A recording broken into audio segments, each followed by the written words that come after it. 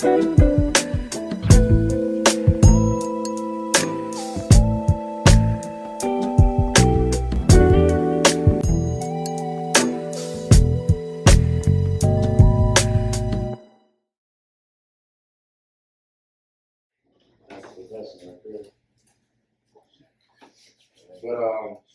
hey man, I'm glad everybody came, man. So that means a lot to me. We start small and we get bigger from here. Um, and all of us, we all got a story. I got a personal story with all of y'all.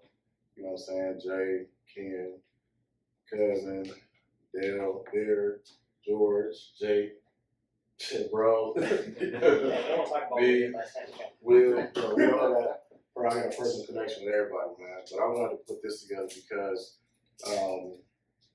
at the end of the day, we all go through stuff. We all have been through stuff, whether it's personal, whether it's mental, whether it's financial, whether it's family, whether it's marriages, mother burdens. I mean, all kind of stuff. You know what I'm saying? We all go through stuff, and my thing is that we don't have an outlet to talk to people about it. Or without being judged about it. So that was my biggest thing. My personal experiences from childhood to military to family to being a correctional officer, being a police officer, being a father, being a husband, being a son, brother, everything. You know what I'm saying? We all got personal burdens that we carry that we don't talk about until it's too late. You know what I'm saying? So that's why I wanted to do this barbershop talk where we can actually get it out, talk about it, and next month bring somebody else. We can talk about something else, you know what I'm saying, later on down the line. So I want to make this a 1 month, once a month type of thing, podcast, what's a podcast or whatever. But I did want to say that it's being recorded, but it's not going to be, he's going to edit whatever we don't want to talk about. You know, whatever we don't want to see. So everything that we talk about is personal. It's going to be personal. It's going to be, it's right here. You know what I'm saying? That's where it's going to stay. So, when we talk about marriage, we talk about breakups, we talk about divorces. I mean, it's all going to be edited out. You know what I'm saying? Shit that we don't want the outside people to see and hear. So they might need to hear that. I mean, some things, some things, yeah. Some things hear me cry. Oh no, we all want to see that. Right. I want to see it grow there, right? Absolutely. Man, so I let Will, I let Jay introduce himself to everybody and where he come from and what he do. I'm Jay. Some people know me as Bryce. I go by Jay Bryce on Instagram. Born and raised in East Cleveland, 134th and Shaw. Single parent household. I'm currently in HR for Progressive Insurance. Been there for 7 years. So it'll be 7 years in June 5th to be exact. I started a nonprofit organization called Wake Up in January 2016. I'm known mostly for my toy drives that I do. And last December was my 7th one. It's called Toys for Joy, where I connect with Cuyahoga County Division of Children and Family Services. They have a division within their department called Kinship Care. As of 2023, they had about 3,600 orphans. So my organization just sees to it that we collect monetary and toys, monetary gifts and toys for the children. Then they disperse them at their annual event in office. Also started a fumigation service, or disinfecting service with COVID. I was a little too late because people ain't scared of COVID no more. But I'm holding on to it for the next pandemic. Rico and I go back to like 2003. Renaissance. You were 157? 152nd and St. Clair. Yeah. I worked at Green Light. We came in to pick up some merchandise to take to his store, and we hit the ground running. Like, I feel like we hung out every weekend after the first time I met him, man. It's like the true definition of real, recognized real. We had the same mission, you know, we just wanted to be better. We wanted to be in a better situation than what we were in. And we recognized that in each other early on. So, like, this is my brother. We got the same parents, obviously. It's like, I'm the cream in the middle of the Oreo. You know what I'm saying? But this is my dog. You know, I'm happy to be here. Definitely plan on speaking my mind.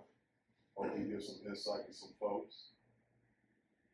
I've been married for 8 years, last October. 2 beautiful daughters.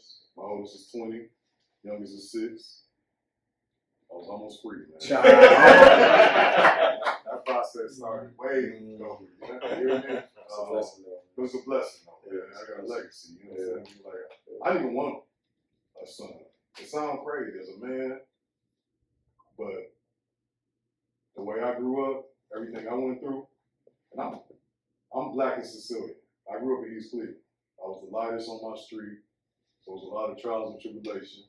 I don't have hair anymore, but I had short hair. So I was bullied by both sides. Like, you know, the Caucasians knew I wasn't Caucasian, and my people, like, he can't be one of us because he's too young. So it was an uphill battle, man. You know, I had to establish myself early on and find out who I was internally. That way I can function in a society. You know what I mean? Like, it was a lot. But I'm here. Glad to be here. That could be way worse. Truly blessed, man. Oh, shoot. My name is Brandon Gage, y'all. Project Rico, man, for hitting me up, man, because I know me and him, we had deep talks, bro. And I remember I met Rico back when I worked right down the street. The Pants on the Parts, right?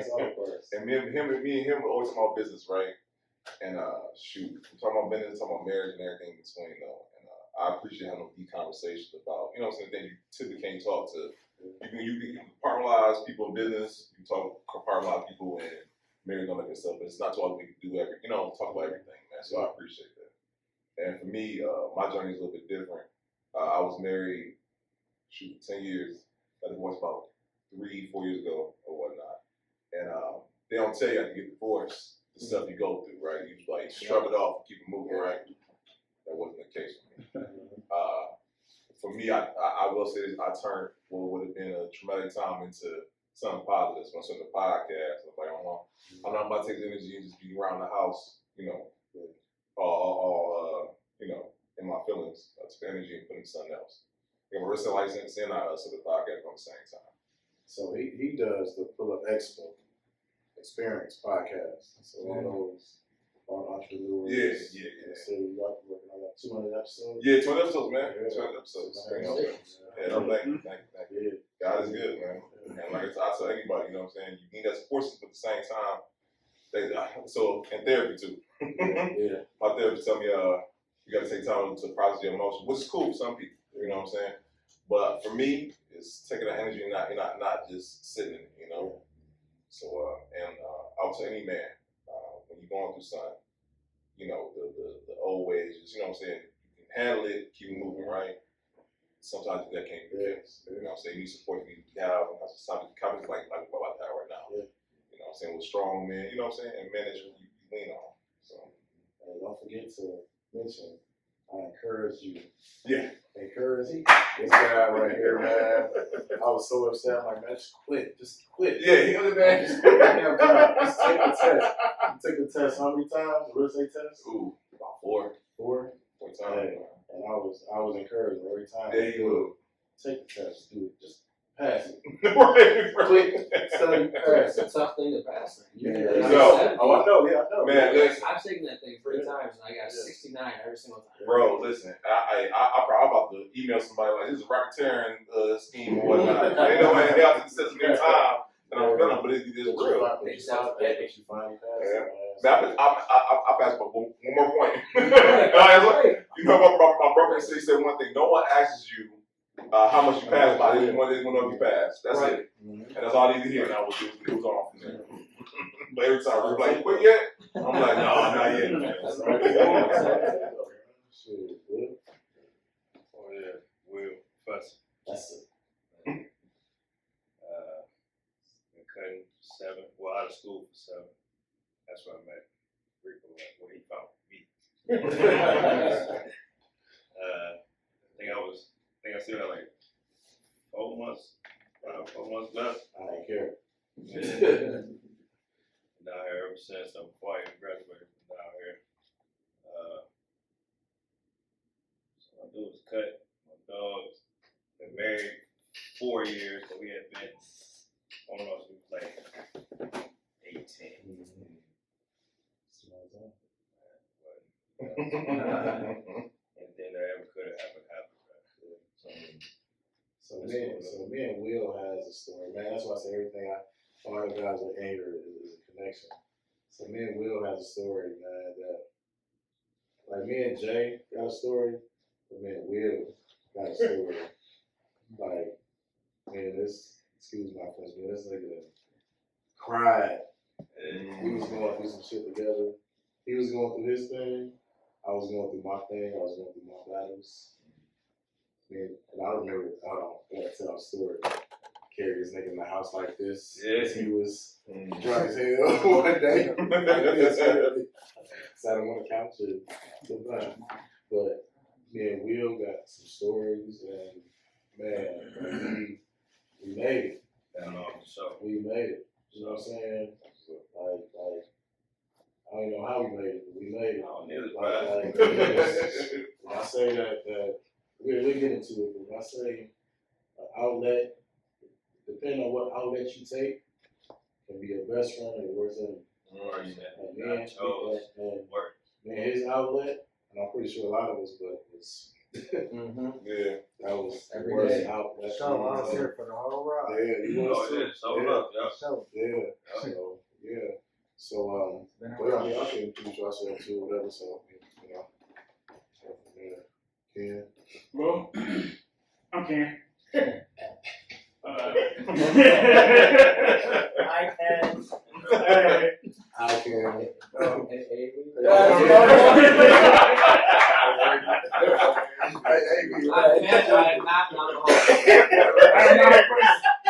I'm not a quitter. That ain't for quitters. Yeah, my barber name is Easy Blank. Yeah, I've been started cutting hairs 09 when I first stepped foot in high school. You go to high school. Been on and off. I didn't really take it serious. I enjoyed doing it, but I didn't really take it serious until years later. I got into barber school 2019, 2020. My first barbershop was G's Barbershop out here on Lakeshore. And then I left there because business wasn't going good over there. I went to 105 St. Clair, first drive picks. The second location is 2 locations, one on Superior and one on St. Clair. I was on St. Clair. I was there for like a year and a half. Money was cool. And I left because after COVID, business dropped. So I lost my clientele. So I started cutting out the house for a few months, and I'm here. So I got a second job. I work out in a minute. So I do this part time. I go out the minute full time. You're still cutting hair out, man? No, I just work out there. Okay. I work in the warehouse. Okay. Yeah. Buyers? Hmm? Buyers? No, so the warehouse I work at, it's called American Metal Coating. You work in American Metal Coatings? Yeah. We're gonna talk later. That's a good thing. Okay, cool. He's HR. Oh, you HR? Not there. Oh, not there? We do business with them. Okay. So we know Dino and Oh, do you know? Oh, yeah. Oh, yeah. he's Greek. All Greeks know the Greeks, right? I'm not in some way, somehow. I don't understand it either, but that's how it is. Well, my name's Sid White. I've been knowing the guy for like 17 years now. When I met his cousin. Knucklehead ass cut. I said fake. I done did a little bit of everything. I drive trucks. I built machines, cut grass. I had a rehab company. That's my second marriage to his cousin.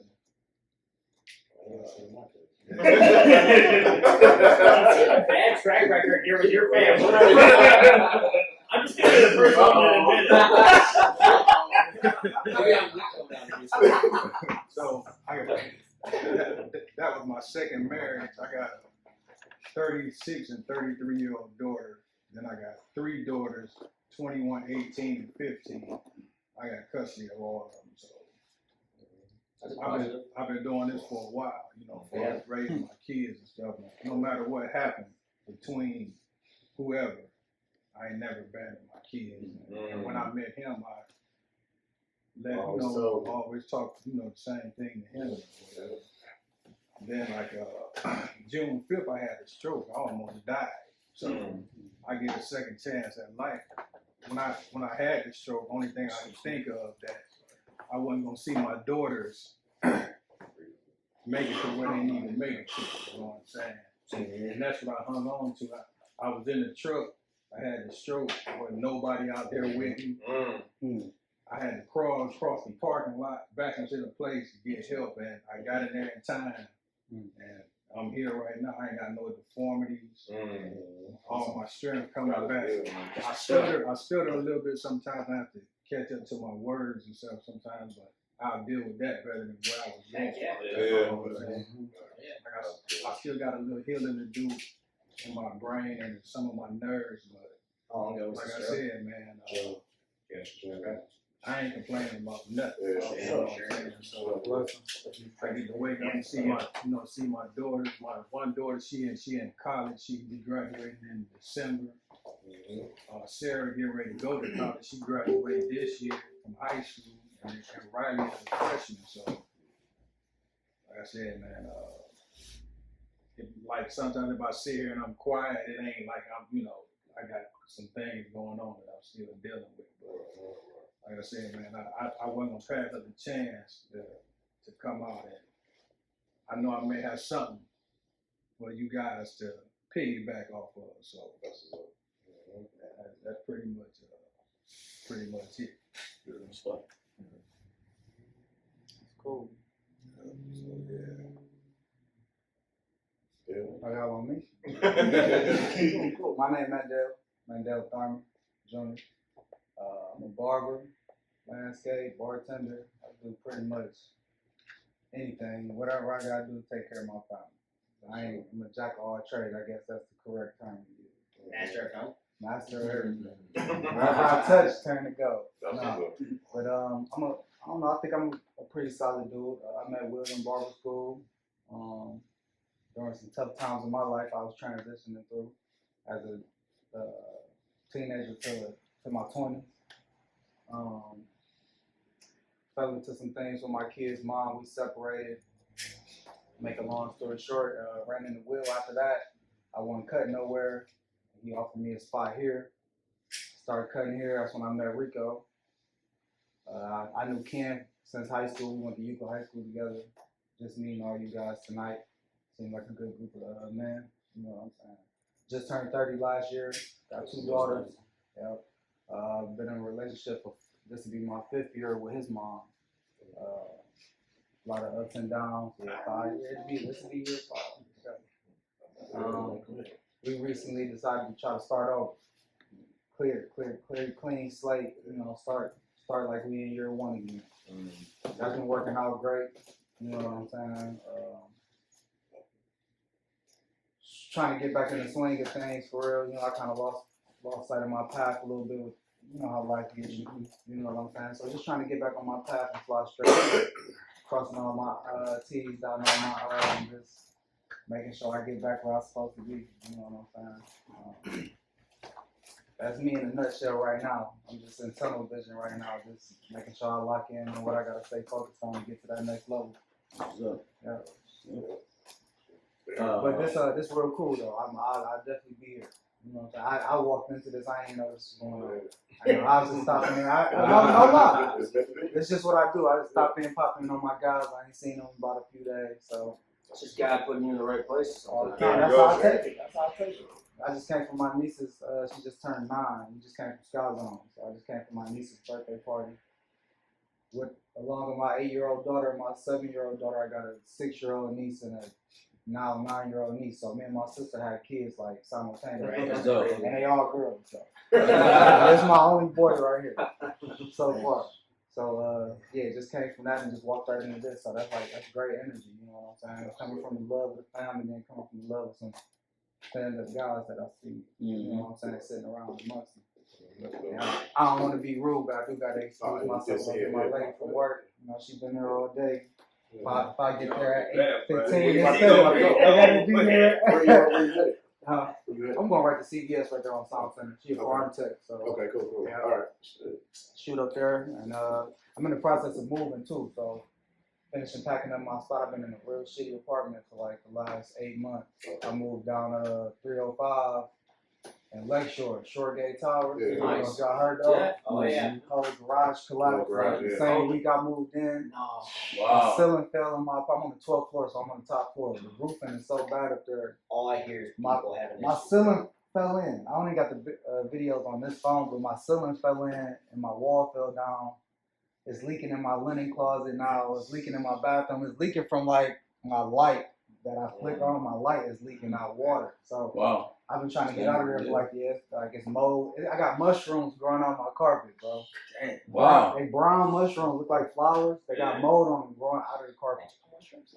Magical mushrooms. They brown. They look like mushrooms. They look like little shit turds. They're sitting around the room. So nah. I don't think you would. They're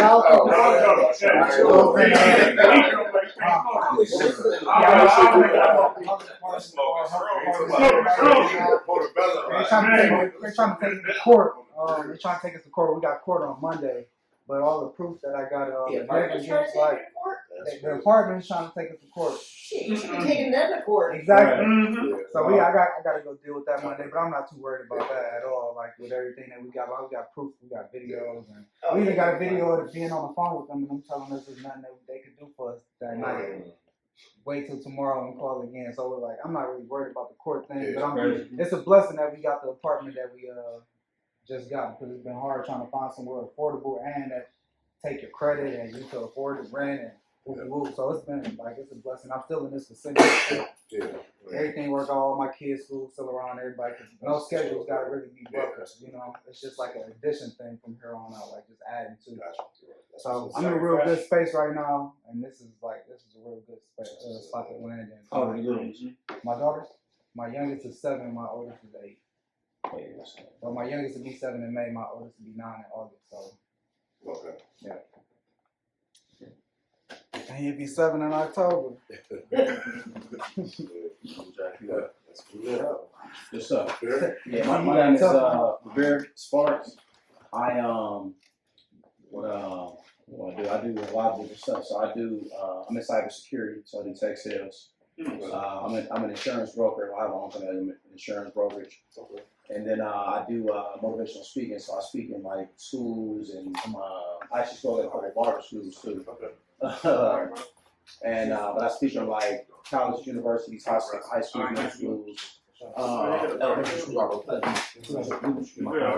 I catch y'all next Saturday. What's the Saturday thing? Yeah. Saturday thing. Next Saturday. I'm sure my guys will let me know. Everybody let me know. I'll let you about that. Yeah, Sure. Looking into that stuff. sure, yeah. Ain't no joke either. Yeah, well, the dope thing is you don't even really need a degree to get in it. Right? Yeah.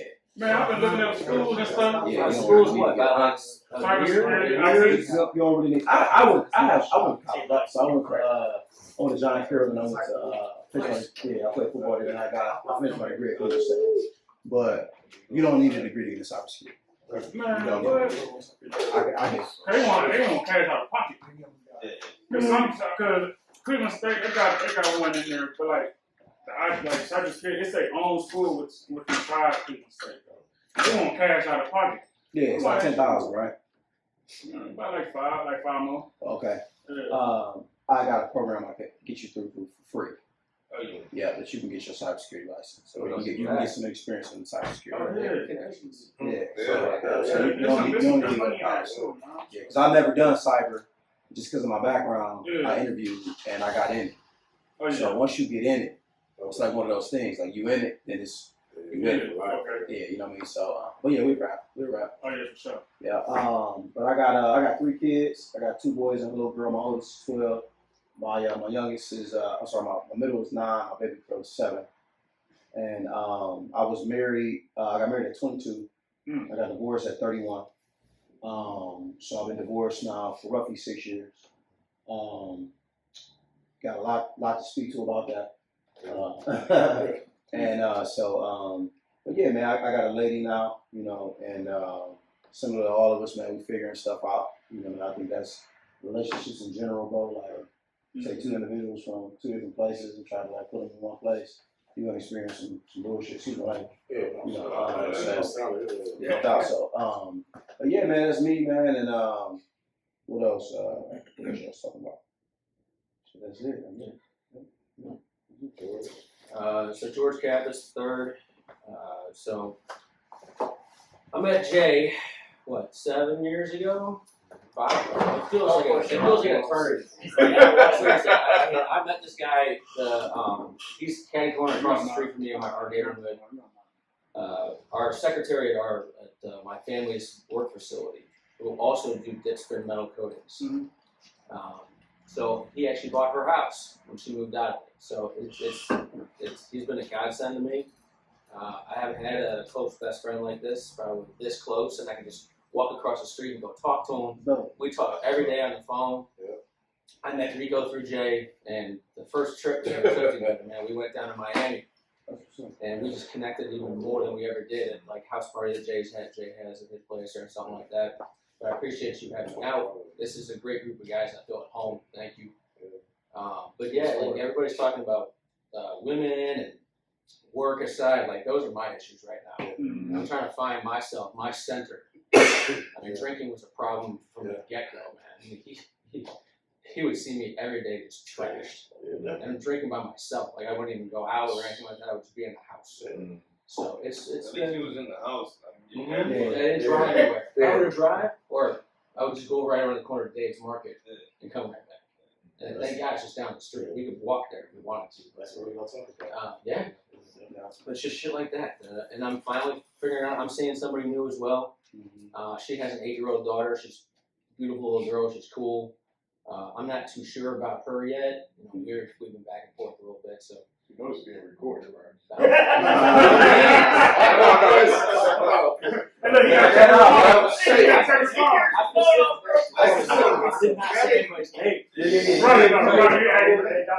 So I'm blessed to be here to talk about that kind of thing. If I didn't get the chance, but thank you. That's just me. I met Rico, 4 or 5 years ago now. Came in he got recommended. I work at a mower shop out in Macedonia, and his cousin Dennis said, "Hey, go hit these guys up. They'll take care of you." And found out that we hit it off from the start. Found out that his shop was literally right across the street from my house. And his girls are basically like a month apart from my daughter. Yeah, they're besties. Kind of just talk to him, you know. Same with him. All of us here kind of on the way, a landscape or full time, provide for my family, and you know, work 40-hour plus week job and go on landscape 4 hours a night on top of that, and on weekends, and still make time for the wife and daughter. They get pissed off at me sometimes when I'm not home, but when I see the money rolling in, and You gotta bring home bacon. married for 3 years now. It'll be 3 years in October. Been together with her for 8 years. She had a daughter. Found out she was pregnant before we got together, or right around the time we got together. That's a little rough situation. She ended up getting raped, and thankfully he's in jail. But she was too scared to say anything, and so she, you know, my wife did what was smart. Never listed a dad on the birth certificate. I'm in the process of adopting her. I'm the only dad she's ever known, the only dad she will know. I was there the day she was born. And you know, my wife works through that, you know, my wife works full time and, you know, we still make it. Yeah. That's my story. That's your definition. Yeah. Solid. You know, and everybody, I met this guy like, I think 3 weeks ago. Bro. So, Like, right. I mean, like, this year, last year, though, but yeah. Yeah, it's already, you know what I'm saying? I was reaching out for contractors. I'm like, man, they might want to bite that city contract. I'm not gonna do that shit by myself. So I just put it out on Facebook. Reach back out. Yeah, they called, I'm like, I don't know if you believe it, but I'm ready to go. They had meet me here, we're gonna go over the boom, but 2, 3 days later, we was rocking out, right? Rolling. Going. Yeah. So like everybody here, you know, I got a unique story. I'll be here till tomorrow if I get started. So we ain't gonna go too far, but just found out I'm a type 2 diabetic. You know, it's get checked, y'all. Yeah, Trust, yeah. get checked. Yeah. I've been diabetic since 2019, didn't even know it. I'm 4th of July, maybe 3 years ago. I was in a bed, couldn't move. Had to literally crawl to the bathroom. Use the bathroom, just exhausted. The next day I came home, like I say, I gotta go to the hospital. She take me to her urgent care. Out of it. They telling her, get me to the emergency room. My sugar was supposed to be 50 to 90. My sugar was 700. And I'm walking around like that almost 3.5 years. Don't even know it. You know what I'm saying? You didn't feel anything different about your body like I that just was 3 years ago? exhausted. Like, but throughout it was growing steady. So as my body got adapted to it, nothing felt different. Right? I was just always in a lot of pain and didn't know why. Tired. They tell you to go to the bathroom, you take a piss and you smell sugar. You would smell it. Wow. Yeah, you would really smell it. Yeah, you would smell it. Yeah. And then I'm like, nah. So just recently, I'm in a group text with 6 or 7 of my cousins, and we all got diabetes. It's just like what we're doing right now. Because, you know, men, we don't discuss this kind of stuff. Yeah. Nobody. Right. Like, once I found out, I didn't tell nobody. I sat in the house, cried, 2, 3 days. Like, nah. And with diabetes, it eats your muscles. Yeah, oh yeah. Muscles, your bones, your eyesight, everything. And with me, like some days, man, I have so much pain in my body, I can't stand up. So I'm in the bed 2, 3 days straight. So that's why I keep looking at my phone, because I'm checking my sugar. That's why I keep on top of it. See, it's green now. But usually it's all the way up in the 450s and 500s. So I gotta keep checking it like every couple minutes to make sure, you know, I'm good. Y'all see me passing out. Some grab peppermint in his, you know, right? Yeah, but like I said, I met him. I was trying to figure out a way. I told you I got 11 kids, 9 grandkids. I had to figure out a way to feed them all. And I was 20, 21. I used to be a manager at Taco Bell up here. And one day they screwed me on my check. I said, I ain't never working again. Took that last paycheck, bought me a minivan, some little shelves like that. Went to the store, bought a whole bunch of candy. Riding around the hood, selling tops, candy, doing whatever I had to do. And man, like I met him, I'm like, man, this landscape is going what it's gonna be. I got 6 sons, 5 daughters. I said, when I'm gone, this was y'all. This y'all. I'm setting it up. How far y'all take it? They involved right now? They involved right now? Oh yeah. I got 2 sons. You see them? I got videos of them. I'm self-taught. Nobody taught me nothing. I had to figure out this all on my own. I had to teach them. But he seen the video, and I taught them. Nobody taught me. So it was just trial and error. So hopefully, you know, as this continues, we'll be able to talk more about, you know, personal stuff. But that's me, y'all. My man Small, I think. Oh yeah, man. We got to tell y'all, you know, my lady, 27 years, been married 15 years. So, yeah, I got 22, but 27, 26, 24, 23, 22, 21. I got 18, I got 16, I got 14, I got 9 years old. Yeah, that's very cool. A lot of this. You didn't know this, but when I met you, everybody lived in my house. I think so. Yeah, so I was taking care of everybody on this landscape. So, yeah, taking care of 19, take care of 19 people by yourself, man. That's right. Yeah, It's a lot of that. man, you know, we'll get into it. We'll get that's pretty much. We just introduced ourselves. Well, what's up, fellas? So, I'm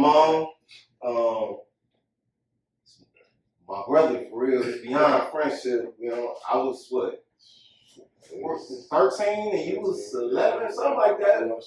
Well, we grew up together, so we got like 30 years plus. And just to touch on before I forget, I got diagnosed with type 2 diabetes in 2009. And the way I found out, I had lost my mother and my father in like a year's time, right? And my aunt, who was taking care of my father right before he died, she passed away like 6 months later. So I was going to bury her, me and my baby mama, and it was in Tennessee. And we had left here, it was probably about 11 o'clock at night. We got all the way to, I want to say Columbus, and my tire locked up on the freeway. It just locked. So I'm steady trying to get over, dragging my tire. We had to spin around, come back. We had AAA come get us, had to spin around, come back, go get my baby mama car and drive all the way back down to Tennessee. Bury my aunt. So the way that ties in, the day we left, I had like 3 Dr. Peppers. My cousin that we were staying with, she had a freezer full of them. It was cold, nice and cold. So I was throwing them back. So on the way back, I had every rest stop I had to pee. Every single rest stop. And it just got to the point to where it got worse and worse. It got to the point where I had to pee in the cup. Because we kept stopping. So I told her, I said, when I get back home, These kids. I'm gonna go get checked out. So to touch on what you were saying, I got back home and I stayed probably about 3 minutes from I forgot the name of the house. I think it was Hillcrest. And that night I'll never forget this meal. I got 3 tacos and what was called a frutista. Did you say you worked at Taco Bell one of y'all? I did. You did. You remember frutistas? No, but I worked in 2001. That was okay. It was a little later, but they was full of sugar, right? So that night I couldn't even sleep. I peed probably about 30 times in like 2 or 3 hours. So I went straight to the hospital. Same thing they told you. My sugar was 1,200. I had no clue what was going on. My vision had got blurry. I never wore glasses. I had 20/20 vision. The doctor told me if I would have went to sleep, it was over. Finito. So I was in the hospital for 8 days in ICU. They said the only way you get to leave here, you gotta learn how to stick yourself. Yeah, I'm terrified of needles. So I had to take insulin shots 3 times a day. I got 5 times. 5 times a day?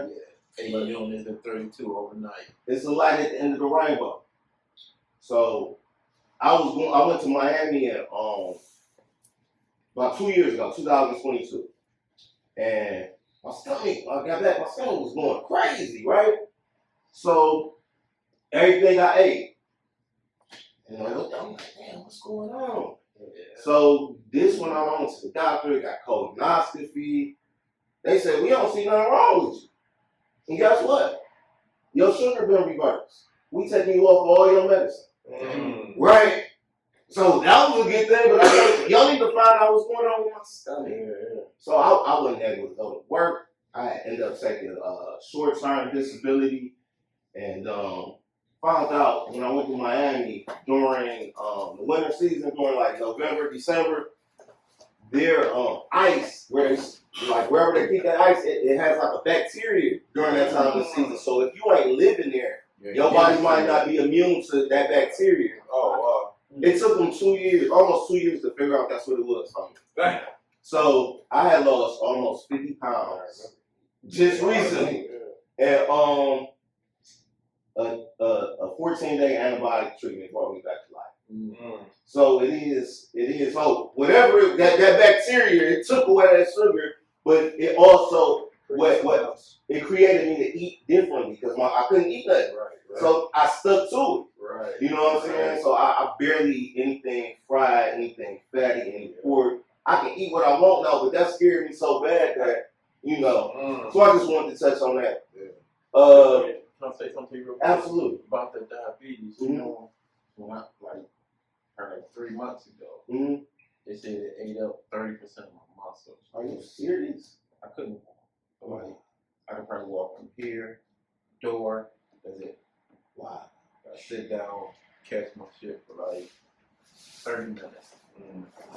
Because you know once the muscles gone, you can't stand up. Yeah.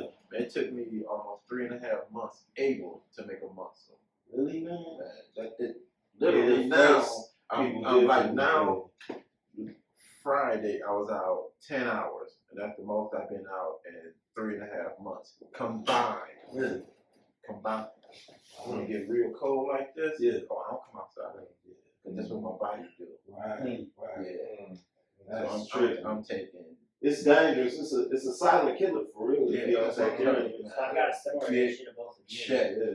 Please. Yeah, go to the doctor. Once it start eating up your muscle, it's gonna take a long time to build your body. Yeah. See, I got the opposite issue of both of Group you. text, and now everybody talking about it. Right. Yeah, so now it's Right. like, Awareness. all right, cool. I got something. You know what I'm saying? So every couple of minutes, I'm checking it. I'm staying on top of it now. You got to. I got so many kids. I can't. Right. You know, I'm there for them. Yeah, Absolutely. At a point, it was so bad. I'm like, you know what? Let's go to sleep. I'm done. Right. Wake up. I was so hurt. But this pain in me. Go to sleep. Like, please don't wake me up. Don't wake me up. Don't wake me up. Wake up. Fuck. I was going through that for months, man. And to be honest with y'all, man, I tried. Missed. Missed though. Bullet went out the top of the ceiling. The bullet was sitting on the top of our truck for 3.5 weeks. My wife never knew. Whenever I drive, I look up, see the bullet hole in the ceiling. Think about that shit. But that's how bad it got. Wow. Hey, do you work out? Do you do anything Yeah. like fitness wise? Now I do. Okay. You know, yeah, now that's what I was telling you. Now I do. Yeah. Since I got the community involved, they're like, man, no, man, it's It's all about keeping that blood flow, that blood circulation. Something as simple as walking every day to keep you, because it's blood flow at the end of the day. and we take this shit for granted. Oh yeah. Everybody. I'm telling my kids, like, what I'm going through right now, I wouldn't wish this on nobody. I don't give a fuck what you did, killed somebody. Man, that diabetes ain't where it's at. serious. And not to be on the funny shit, but now I get like lightning bolt. That's what it feels like. Wow, shooting through my head, and it just shred like my whole body. And it felt, you know how you see a lightning bolt? That's how it feels. And, wow, I'm laying down flat, and it only come out, not to be on the funny shit, but out my penis. That's the only. I'm laying on this. I'm on my feet instantly. That's how I feel, but that's what I'm telling you. Yeah. The pain. Yeah, from the diabetes.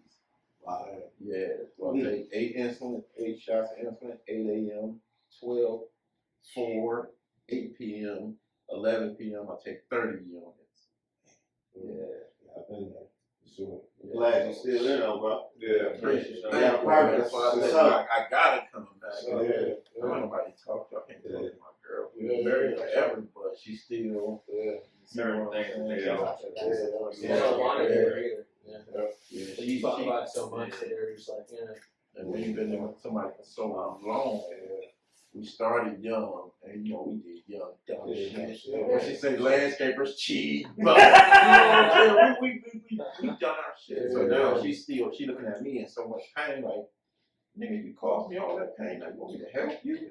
So I'm laying in the bed in all this pain. I got my 2 sons rubbing me down every night. Every night. So You got a supporting cast, so that's real. what's up. It's real. Get your now. Y'all feeling exhausted, you gotta pee, man. Get y'all shit checked. Yeah, for sure. So yeah, me and Rico, we've been friends for 30 years. His mama, my mama was his mama. Grew up on 125th in St. Clair. Crazy to tell you how small the world is.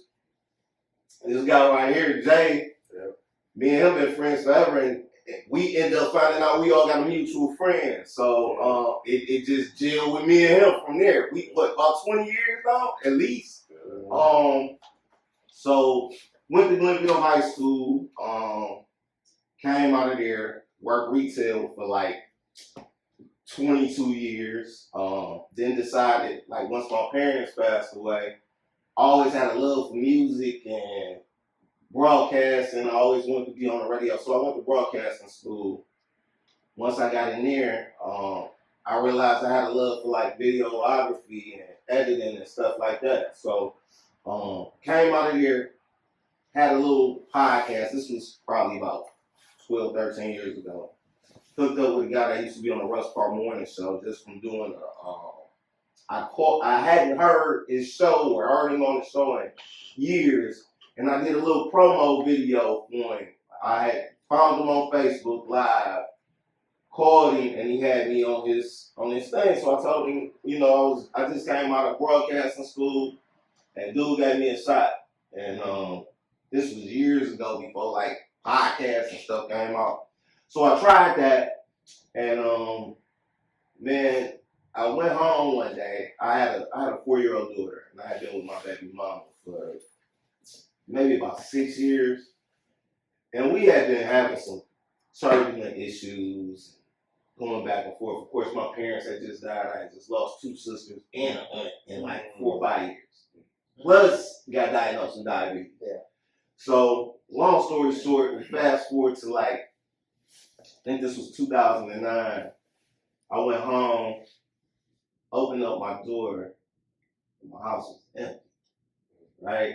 It's a crazy story. I'm gonna make it real, be the microwave version on. The night prior to that, the night before, our best friend had came over to the house. I'm a weed smoker, so we sitting in the car smoking weed in my parking lot, right? So I'm literally rolling up the weed like this, right? And I look over, cop tapping on the window. I'm in Willoughby, right? So I'm like, I don't smoke in this parking lot a million times. So he's like, we get out the car, they put us on the ground. I had That's the first fucking song. Yeah, this was on that before. Like, What year is that? 09. So I had a warrant in Cleveland Heights, a traffic warrant. So they called up and they didn't want me because it was too crowded out there. So during that time, the cop came back and told me, he said, I had told him, I said, can you let my daughter's mother know I'm out here? Dude came back and said, your daughter's mother said she don't care what happened to you. Right? So, boom. I guess she didn't know that they was going to let me go this night, right? So her twin sister and her twin sister boyfriend was over to the house.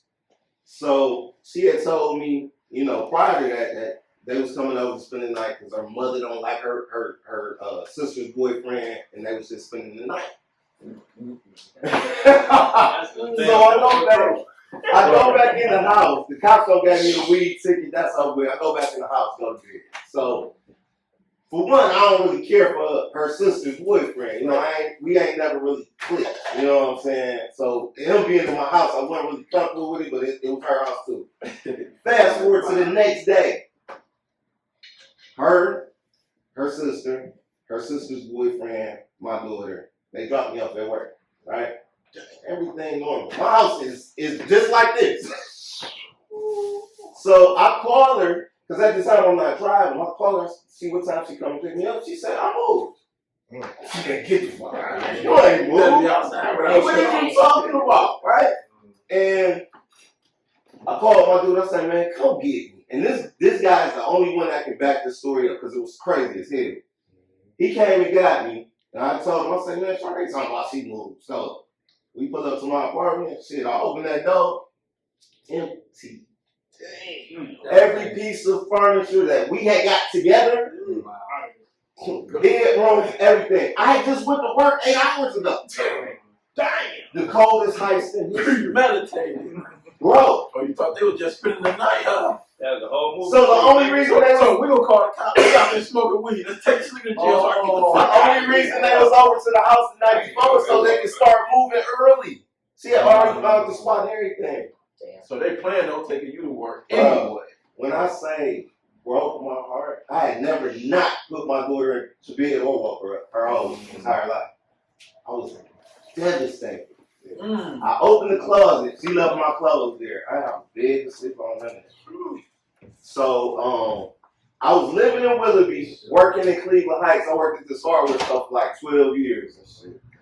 So I couldn't get, it wasn't no buses to get you late train don't take you all the way to Cleveland Heights. So a month later, I told her, I said, bring your laptop over. Me and her I'm trying to get back in, right? Wherever she at, I'm trying to move back in. Bring my family back together.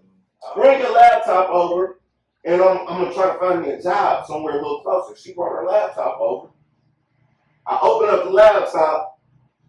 I said, email. I mean, when I say I wasn't looking for nothing, it was already email on there from somebody she was messing around with. I'm thinking I'm the reason she left and moved because I wasn't. She moved with somebody. No, she didn't move with nobody. But I look back in the emails. This same dude asking her, "Did you tell mom how mom feel about you moving?" This dude know my name. Meditated. We used to I met her at I worked at Mark's. This was a guy that worked at Mark's years ago that I thought was. Shit, he wasn't. I seen another email say, and this is dating back like a month before she moved. Can I see you? I get hypnotized every time we have sex. So while I'm looking at these emails, my baby mama in the next room on the floor asleep. This is the same house she left me. My daughter in the other room asleep. Bro, when I say I fucking lost it. When I say I fucking lost, I went in there and this close. God was by my side. I woke her up. I say, "Man, so you know me? That's why you moved." Da, da, da, da. So before I did that, I took the laptop and hid it because I wanted to finish looking at it. Right? Police. Somebody heard this argument. Called the police. Police came, and I told the police. I said, "Man, she drunk. I don't know what she talking about. I ain't got her laptop, and I had hid it in the laundry room over." In the next laundry room. So that was a closed case. To say the least, we moved on from that, and I ended up years later. I ended up getting a job at Northeast Ohio Regional Sewer District. I had been unemployed for maybe about 2 years. I had right after that I had got a job at Nordstrom Rack. This is all gonna come together in 2 seconds.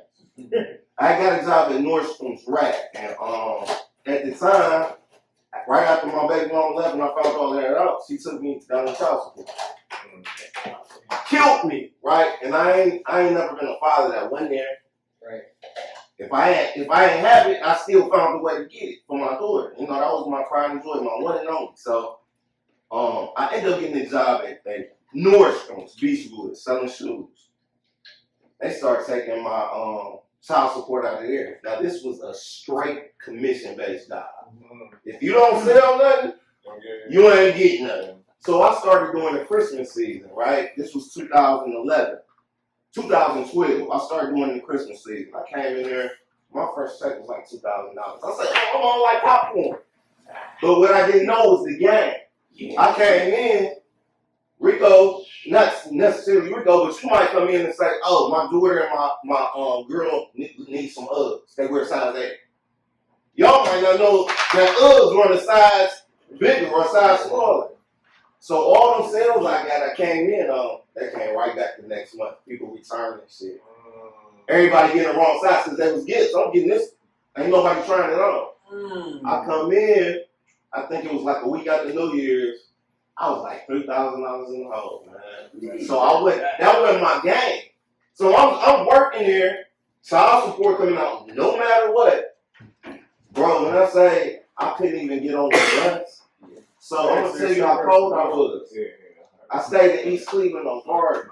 I would walk from Garden Road in East Cleveland, you remember this, and walk to Beechwood. Oh God. I did that 3 days. I did that 3 days a week. It took me 2 hours each time. 30 minutes drive. It took me 2 hours each time. It was like 15 miles both ways. So I had called my brother to come get me one night. I'm good, bro. Y'all be easy. I'm too rough. I had called my brother to come get me one night, and he said, "Bro, I ain't coming to get you." So it brought me to reality. It brought me to reality. I walked home that night, and for another month, I would do that 3 days out the week because it would be sometimes I don't even get a check. So I end up getting fired, man. I end up getting fired from there, and of course I walked home, and I ended up washing cars for this spot. Me and Rico grew up across the street from it. I said I am not gonna work another retail job. I did it 22 years. They dog you. They fire you like, you know what I'm saying? They didn't know I had been walking 15 miles just to get to work. They had no clue, right? So, boom, I'm washing cars one day, and the guy we both know named Anthony Bobby. he put up in the car wash, and this. Sewer district. Is that what? It was at the sewer district. Oh, okay. Yeah. This is where I learned how to treat people. How you treat people is really important. Me and Anthony worked at Mark's probably 12 years prior to that. And I see him, I'm like, damn, where I know you from, bro? I used to take this guy home at work. I got a couple years on him. I might have like 4 or 5 years on him. So I said, fucking Mark's. He said, yes. We both went to Glenville. We both grew up in the same neighborhood. And he said, how long you been up here? I say, man, I'm just making ends meet right now. I said, I got fired and, you know, got me eating. He said, man, I might have an opportunity for you. So they had just started the program for the sewer district, which was called Good Neighbor Ambassador Program. And it's a year program. You get a year to get hired in, but they give you, you know, soft skills training, career development training, all of that. So they give you a year to get hired in. So I took that opportunity, man. He took his laptop out of his car right there at the car wash and said, fill out an application. 3 months later, I was hired. So now I'm hired, right? I still got to get hired in. This is just a program. Man, 3 months later, it was a custodian job that opened up. I ended up getting hired for it, right? So I'm like, man, I don't want to claim no more. But they paying me $17 an hour. I ain't made this much money in my life. And I'm no longer walking to work, right? I was able to get me a car and all that. But I took that opportunity and I looked at it and I was like, damn, I'm changing every trash can in the office. So what I didn't realize, damn, you gaining a rapport with all these managers and these updates. They see me every day. I know what you eat from looking in your trash can and all that. So I took that out of what I was doing and, man, come up, it was a customer service position. I've done customer service all my life. Where it's just phones, it wasn't no dirty work, I just picked up the phone, right? Got hired for that. Been down there 6 years, right? About a week ago, I answered the phone. I don't know if anybody here friends with him or if y'all is. God bless him. Gary Norton, the East Cleveland mayor. The East Cleveland mayor a few years ago. So I don't know why he called my phone this day. So I answer the phone, I tell people about their water and sewer bills. So he called, and I'm familiar with him because when I lived in East Cleveland, he was my man. Me and this guy, probably about 4 or 5 months before that happened with my baby mama, I called him in the park with security and his kids. My daughter and his daughter played together. We talked for hours.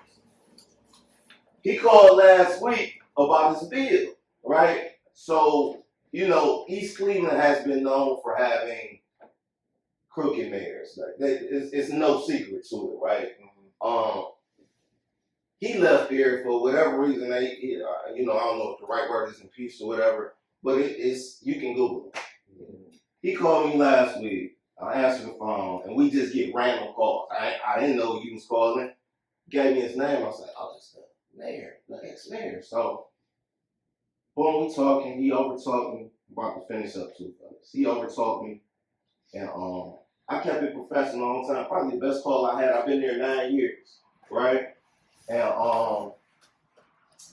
so he asked me something about a water. Why his water bill was more than his sewer bill. So if y'all pay a sewer and water bill, the reason your water bill is less than your sewer bill because our rates are higher, and we chemically treat your water. So we provide a service. Water is not, they're charging you for usage. But when I went into telling him this, he said, "Oh, I don't want to hear all that clean water stuff. Tell me in numbers why." So I told him, I broke it down for him. So I said, "Is there anything else I can do for you?" He said, "Anything else would be criminal." I said, "Well, with that, I'm gonna let you out get that." Hung the phone up, right? But when I hung the phone up, I said, "Thank you." Oh, out of anger. You know, if anybody, I'm not.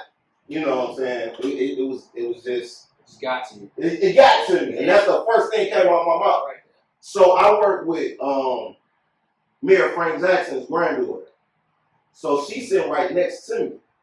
So I spent around and said, "Yo, that was Gary Norton." That I told her about me seeing him. You know, me and his daughter playing in the park, and we talked for hours. An hour later, my manager come back there and say, "Ramon, Dang. he heard everything you said." Everything, the fag part, about the scandal with his wife, everything. Now, before she came back here, I turned around and I seen the phone still up, but I didn't think he was Still on the phone. Yeah, hell no. So I told her, I was like, "What y'all about to write me up?" I've been there 9 years. I haven't had an incident, write up, none of that. Rico used to work there with me, right? So I just found out last year that I can retire in 6.5 years. When I turned 52, I had enough time paying into my Social Security to put with my own parents retirement. So I'm like, I got 6 years. I'm riding this, right? So I got a call about an hour after my boss had came and made me aware. They want to give me a hearing. So I had a hearing the next week, and I told them, you know, everything I said was, I did say it. They had, all our calls was recorded. So I admitted to it, and I told her, but, you know, it was personal. I thought the phone was hung up. So when we had the hearing, they say, we can do 1 or 3 things, but we'll have to revisit it and have a further investigation. We can either suspend you for 1 or 2 days, or write you up, or termination. They fired me yesterday. After 9 years, a government job. I had my second hearing yesterday. I seen it coming though, right? I seen it coming, and everybody said, "Man, they ain't gonna fire you." Shit, I went in there. They read that paperwork. Literally, today was my 9-year anniversary. Right today, they fired me a day before my 9-year anniversary. I kind of feel like it was some shit in the game for real, but you know, needless to say, I feel like, you know, God had me made a decision that I wasn't gonna make myself. So now my eyes is open. I don't plan stuff. I didn't look at it as a problem or a disaster, or you gotta keep it going. Yeah, I'm gonna keep that right there and say, you got my man's right here, Barry. He do cyber security shit. He HR for a whole other company. Okay. So, okay. bam. We gonna exchange information for sure. I met you. Just I met you don't with call Jay at the nobody. bar. We were at the. Yeah, we did. We sure did. So did. Damn, you got a good memory, bro. Damn, that's crazy. Those drugs they used to do keeps me. I was probably on song that night. But yeah. Can I say something real quick? Man, y'all, I'm sorry, I'm gonna make it quick, 'cause I didn't even know. I mean, everybody didn't talk about how we met each other. I was already knowing B. Yeah. How man, B, I can't remember how we met. I don't remember either, bro. Okay, we know each other. So me and B met, but me and Rico met at Sky Zone. Sky Zone. We was just rapping. We had our Right. kids up there. Crazy. I seen him sitting. I say, man, you know, another brother. We sit down, been there talking, man. We talk about the situation, my situation, and that was it. But I wanted to tell you this. So I'm a numbers guy. I believe God did everything on purpose. So I looked up the biblical number for 9. And the biblical number for 9 means the finality. Finality. It also means that it is generally when the time of judging a person or his work. Also, number 9 is used to define the perfect moment of God. Wow. So, on your anniversary, so just listen to everything you've been saying. Yeah. So listen to everything you're saying, because you seem very intuitive and aware. So you're talking about how you went from one position to another position. You pay attention to detail. I see what they eat, and you got customer service. So and then you get in this role, then it just happens. But everything that happened is going good for you. When I went through a divorce, this quote came across me. Adversity introduces a man to himself, and it's something every time that you went through things, it was like, hey, hello, nice to meet you. Yes. And you learning more and more about yourself. So right now, if I'm you, I look back on all the stuff God has showed me. See, because it might be time for you to start your own deal. You know already. Yes, Hold bro. on. How long have I been telling you that? See, so you I seen this man leave the same job. I was like, bro, what is you doing? He ain't looked back yet. And I went, that's my story. I went back and got the same contract where I used to work. Yes. I watch the dude every day. He up there like this. I say, what you doing? He's like, man, read these contracts. I say, I read contracts. yeah, I'm out here. And you should listen to him.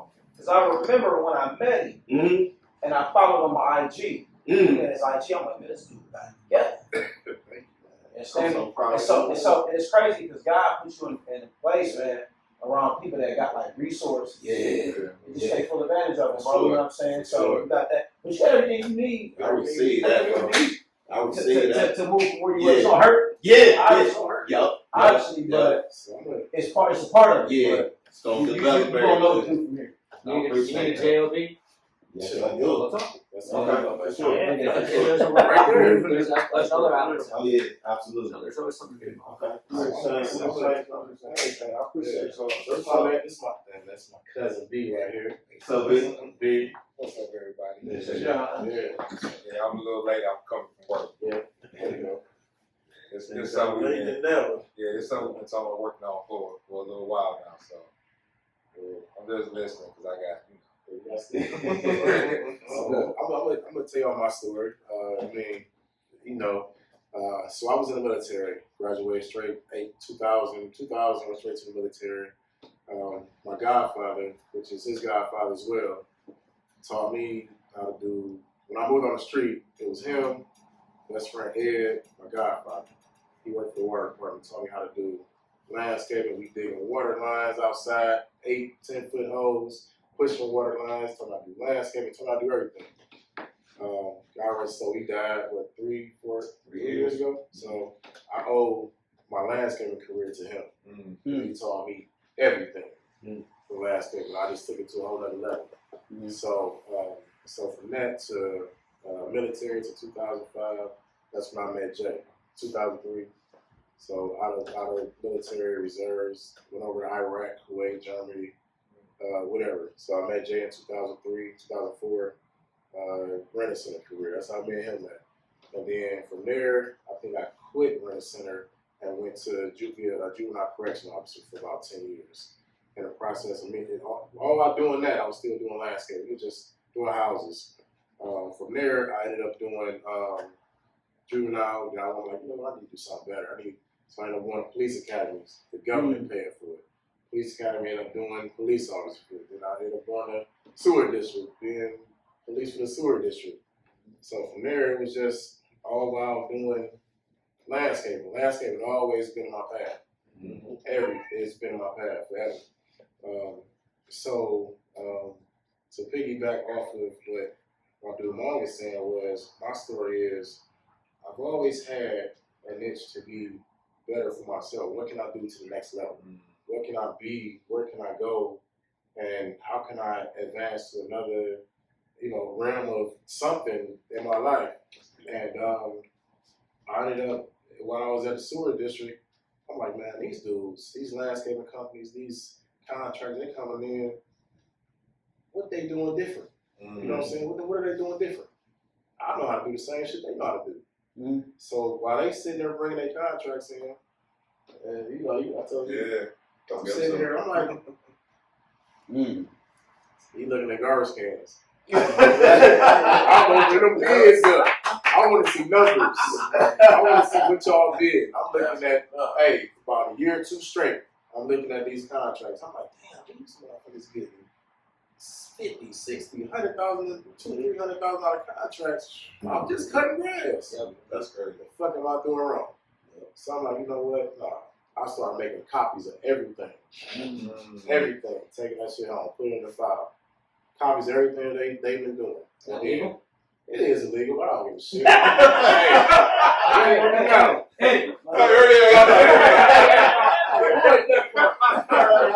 What are you gonna say to me now? But I mean, most people don't do that. But you in a position where like, man, it's homework. You know what I'm saying? It's homework. And so I did it for about 2 years. So finally, I started having meetings down in the sewer district. That's why I went to the sewer district, man. He got down there. So I started meetings with people, and I'm like, and then my supervisor he was doing landscaping too, but he was just on the whole, he was just doing it, then he was doing real estate, and then, we was cool. Until I really realized who he was. Same shit I'm doing, he doing.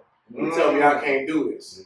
What you mean I can't do this? Doing the same shit you doing. I can't come in, we gotta be there at 1:45. But we clock in at 1:45, we got till 2 o'clock to be at the front desk.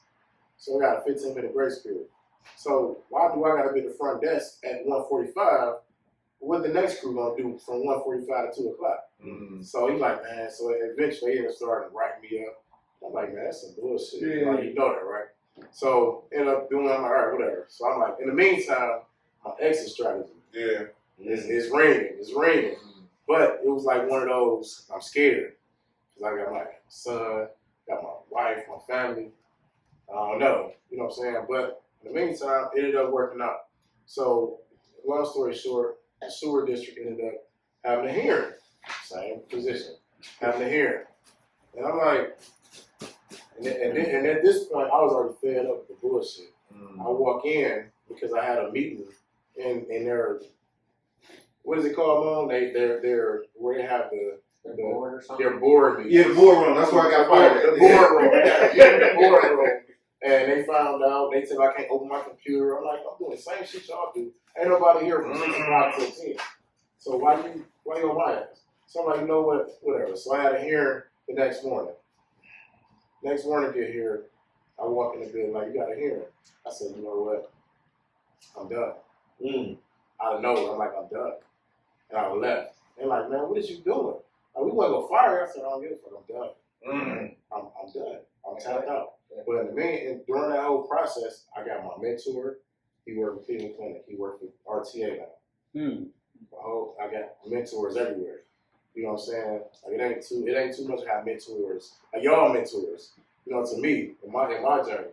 So I had mentors at Cleveland Clinic, mentors at RTA. What's his name? Carl Kirkland. That's my, he my brother. Yeah, mentoring me since I've been in Myers. Wow. Myers. Since 2000. I was about to say, when you said Cleveland Clinic to RT, I'm like, come on, mentoring me since 2002. Like, when I say my mentor, that's my heart, man. Like, he sat down with me, because, he in the contract development. Whatever. So he got, DBE program, all that. So when I say he sat down with me, told me how to do this, walk through contracts with me, walk through everything with me. So long story short, I walked through the sewer district, told him I said I'm done, like I'm resigning. right then. I didn't have a plan, but I just knew what I knew. You I felt could done. get it. You felt fed up. I was fed up. So ended up getting. So I ended up bidding on the RTA contract that same year that I said I was quitting. Ended up bidding on the RTA contract. I got the contract. It was $425. I'll never forget the amount. $425,697 for a 5-year period. So I'm like, shit. So I ended up getting it, but I lost it because I forgot one piece of paperwork. It was a bid bond insurance.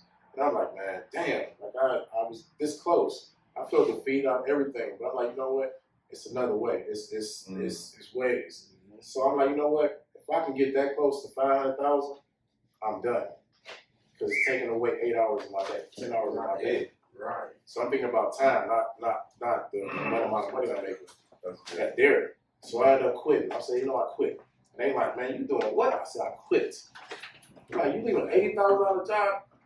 Yes, I quit. I was one of them people. And he was like, man, you quit. I said, well, I got a bigger plan. I got a bigger vision, man. I got a bigger plan, bigger vision. And he like, man, all right. Like, all right. So I quit. And I left. They stressed out. Hey, stressed out. But it was even more stressful At leaving first. at first. The first year was probably the worst part. So I'm like, I don't know where. But I pulled my retirement down. I invested in the shop. I invested in real estate. And I invested in the mowers. So I have about $95,000 that I pulled down for retirement. So I pulled it down. I'm like, you know what, man? And I invested in my ex-wife's stuff. Oh, so I invested in her stuff. So I invested time, sweat, blood, tears, everything. I invested about $15,000, $20,000 in her stuff. You know what I'm saying? So I knew numbers. So from that point on, I'm like, all right, man, I'm about to make it work. So a year later, I ended up bidding on the sewer district. We got 2 contracts with the sewer district. Hey, I walked in that bitch. I remember. Oh, I remember. I'm walking in that bitch like, hey, I'm making my salary, which y'all motherfuckers was paying me $80,000 in 6 months. Damn. 6 months. 120 to be exact. Yeah. In 6 months, I'm making that a year later. So I'm like, all right, so I figured it out. So they RTA called. They like, all right, so the contractor that was on this contract, they fucked up. The DBE contract, that's when I started learning about black-owned companies being on prime contracts. You be a prime and you can be a DBE. So you can be a prime and you can be a subcontractor. They got the DBE program, they have to give you a percentage of the contract. So that's when I started learning about that. So I'm like, all right, shit, so I could bid on a $200,000 contract, or I can get 20% of the contract. I'm like, all right, I don't care, whichever one is good way, I'll take either one. So I ended up finishing out the contract with other contractor in the fucking up.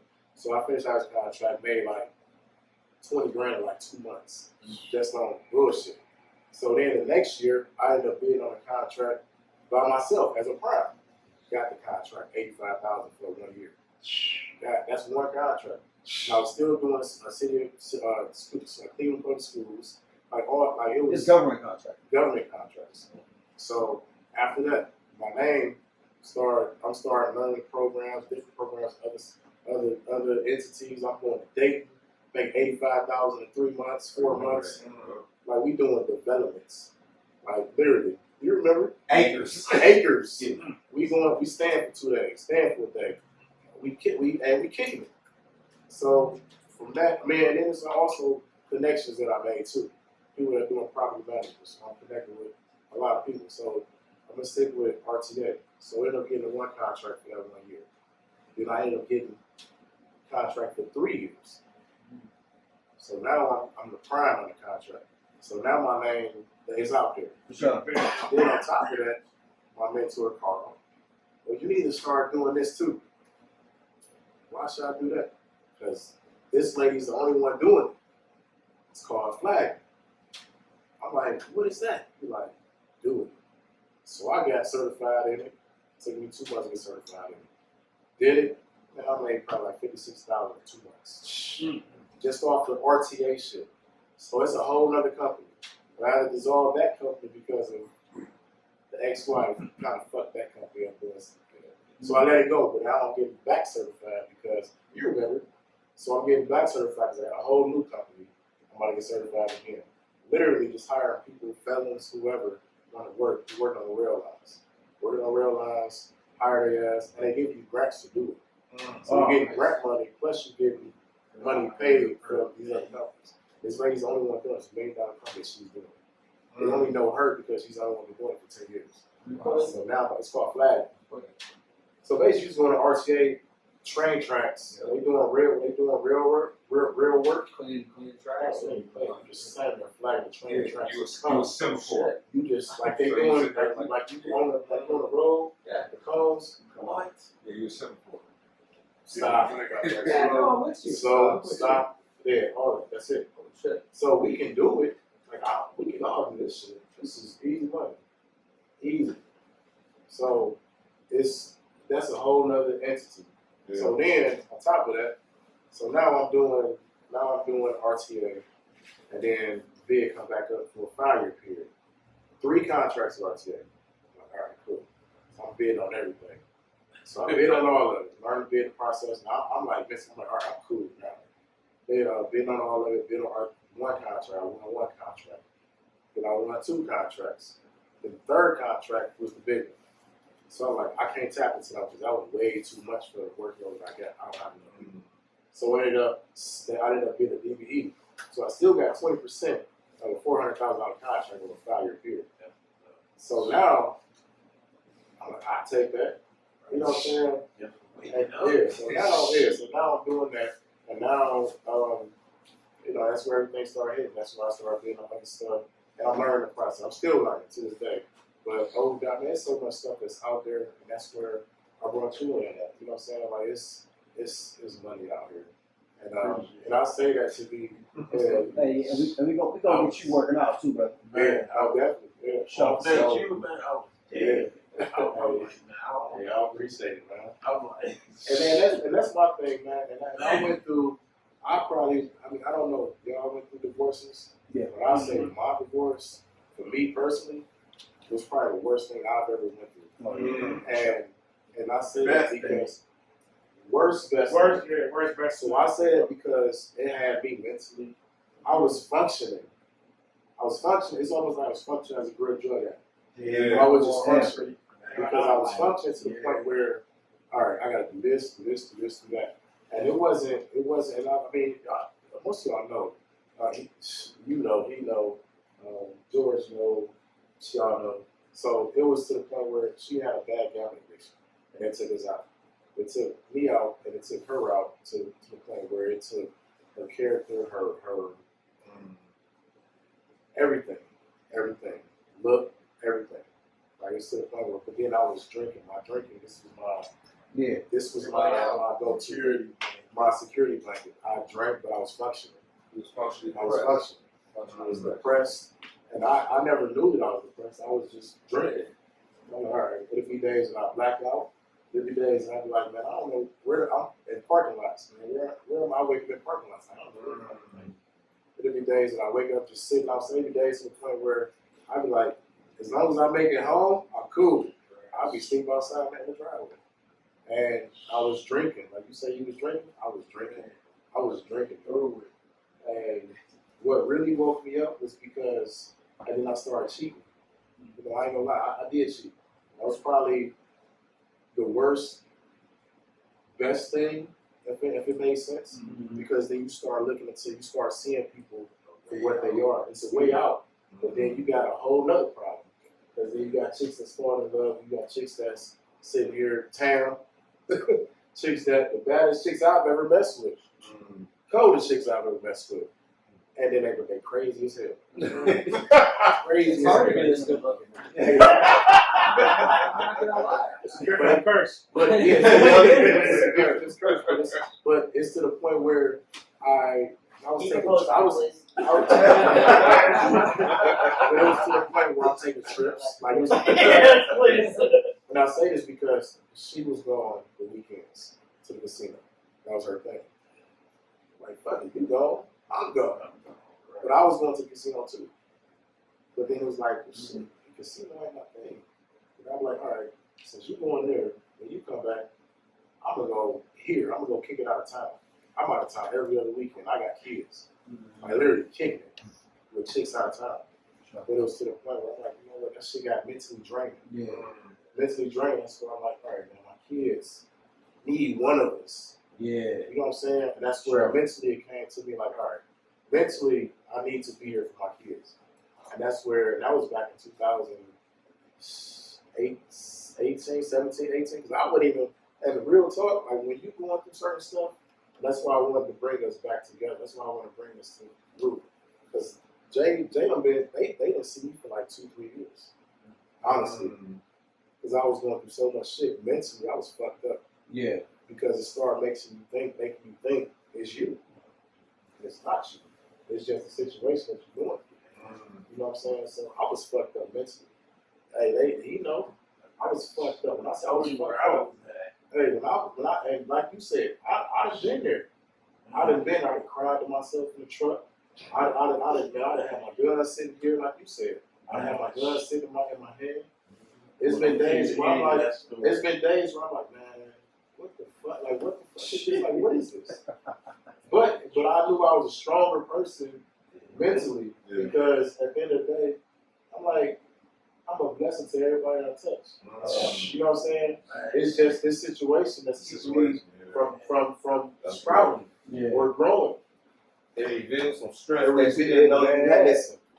say that, and no pun intended on my ex-wife, like I love her to death. Yeah. Now she's going through her thing, and she hates me to death. I tell you, she wishing death on me, all kind of shit. But it's been to the point where I pull myself, like we some strong individuals. As men, we go through shit where we like, because we expect to not cry. We are expected to. Why we got the heat up? It was cold. Good. I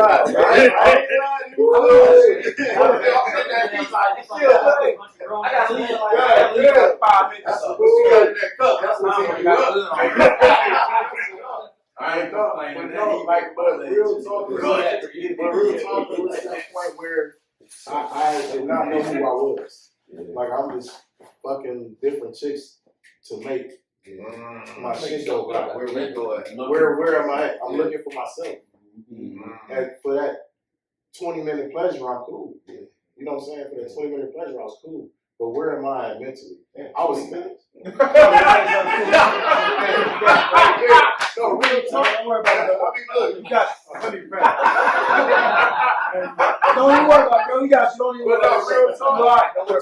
But I'm about to be honest with you. That 20 minutes, that was the best pleasure of my life. Oh, for sure. But it was to the point, I give a fuck if you comment out. Right. I'm messing mine. That's it. Yeah. That's it. Yeah. I didn't care about nothing else, nobody else. It was me and my kids. That was it. And once I found out what am I doing?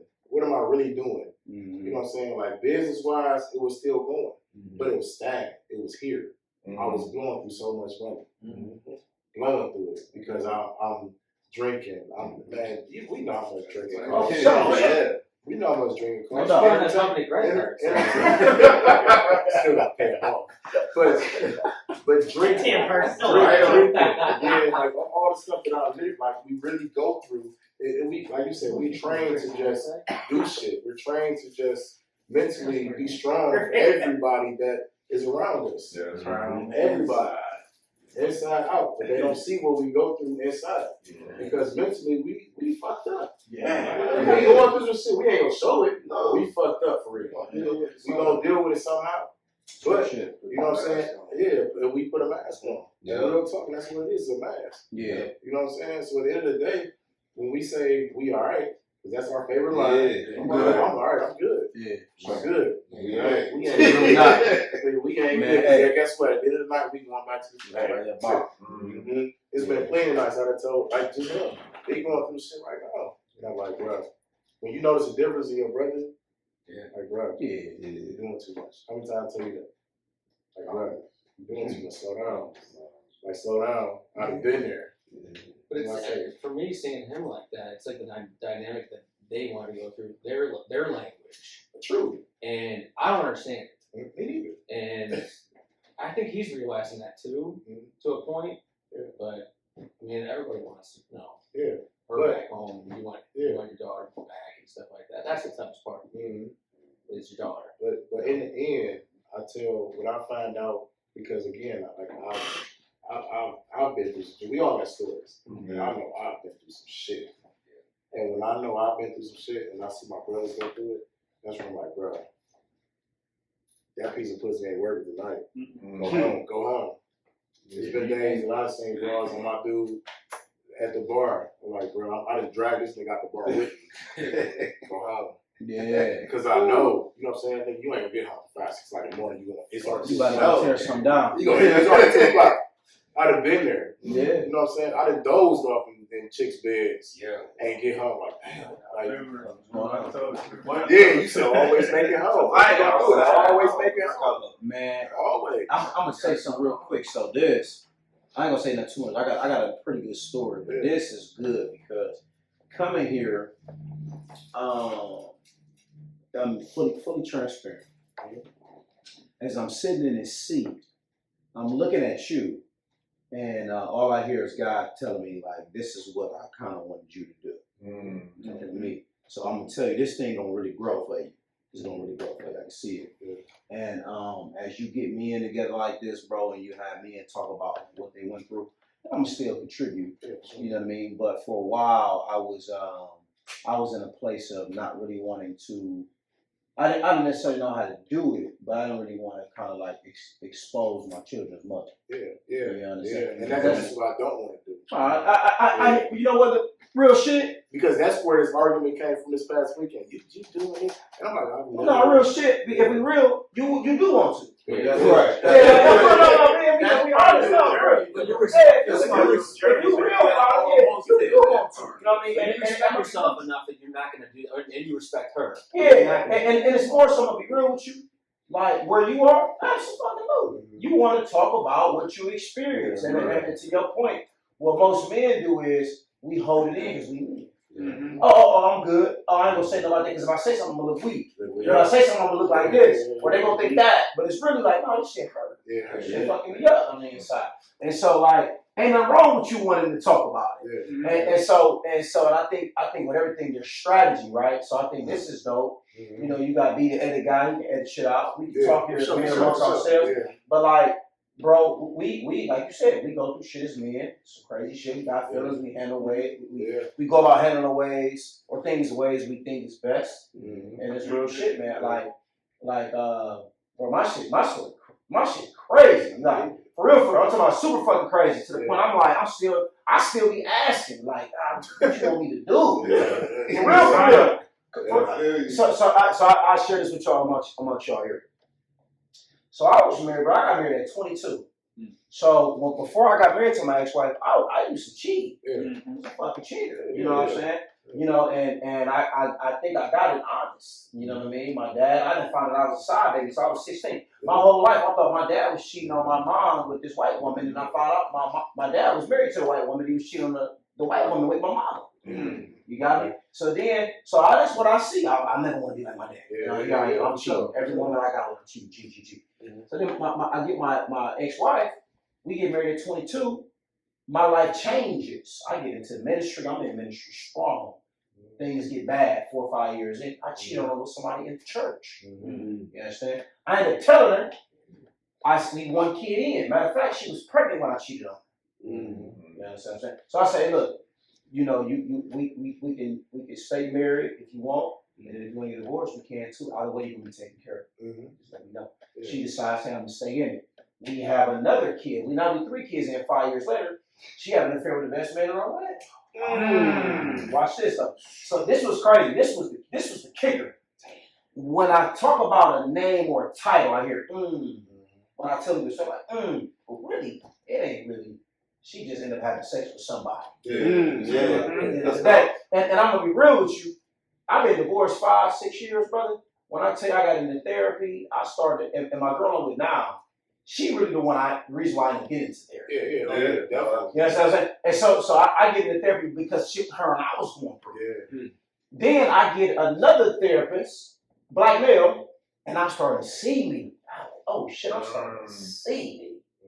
So when I tell you the stuff my kids' mom went through, the dude that she had an affair with, my lady and I actually have a podcast. So my kid's mom was tripping, doing crazy shit. So I never said that she on social media dogging me, you, he this, he that, he did that. I'm not saying nothing because I'm part of me got guilt in me, like she probably feel it because when I cheated on her. Yeah. And I'm like, okay. But then my pastor said, he said, man, what you need to do when you go home? So he said, I want you to go whoop I want you to dog your kids. Punch your son in the mouth, smack your daughter. I said, man, you lost your mind. He said, why you ain't gonna do it? I said, what you mean, why you my kids? He said, so you ain't gonna go abuse your kids? I said, no. He said, well, God ain't no child abuser either. So he said, so what you got going on, that's abuse. If God ain't gonna abuse his kids, why you think, I mean, if he gonna abuse your kids, then God gonna abuse his kids. He said, what you want to do is abuse. And at the time, I was still getting ready to go through divorce. Go through divorce. When I'm talking about dogging me, brother, I said, damn, I'm on heaven. So my lady and I finally started podcast. We started talking about the stuff I experienced. She chilled. I ended up starting a podcast. So I didn't say this on I got 2 podcasts. Okay. I didn't say this on my podcast. I ended up beating the nigga up that she messed with the first dude. And I had to move his ass. And I moved his ass. And watch this, is crazy. So his first wife had an affair on her with his best friend. He did it to me. It's why. What is the circle you're in? Hear me.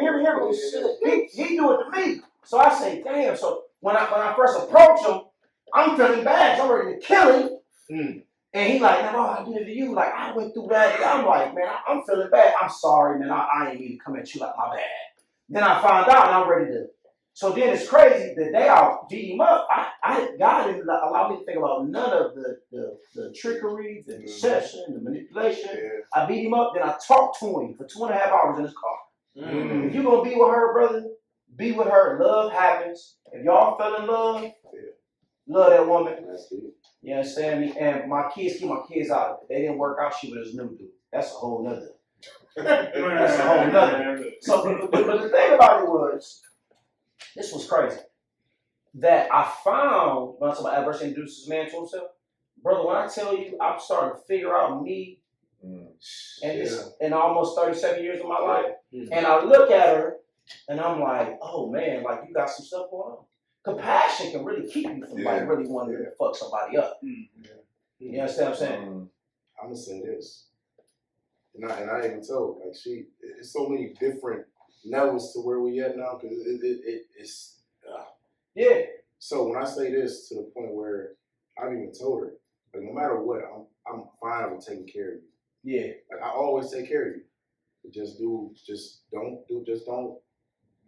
dog. We could be the best co-parents ever. Like I'm gonna always take care of my kids. My kids do.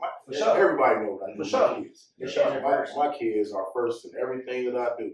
I mean, amongst us too. You know what I'm saying? But I mean, I don't want to say I just take it to another level, but I try to take it to another level with my kids. I got twin girls at 7. Well, you see, and my son 9.